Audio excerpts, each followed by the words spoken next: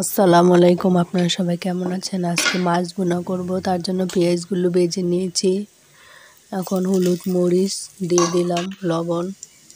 এখন এগুলো কষাবো।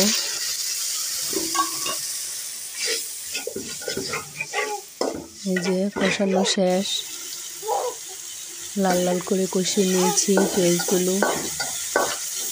এখন মাছগুলো দিয়ে দেবো, ভাজা মাছগুলো। এই যে আমি ভেজে নিয়েছি সুন্দর করে, লাল লাল করে। মাছগুলো কড়াইতে দিয়ে দেব, দিয়ে পরিমাণ করে পানি দিয়ে দেব।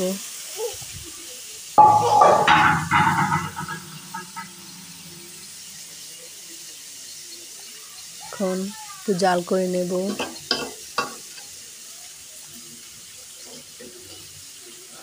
তারপরে কাঁচামরিচ, ধনিয়াপাতা দিয়ে দিয়েছি।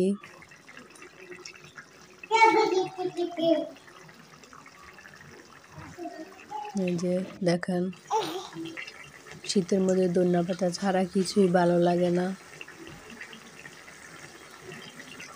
যে রান্না করা শেষ।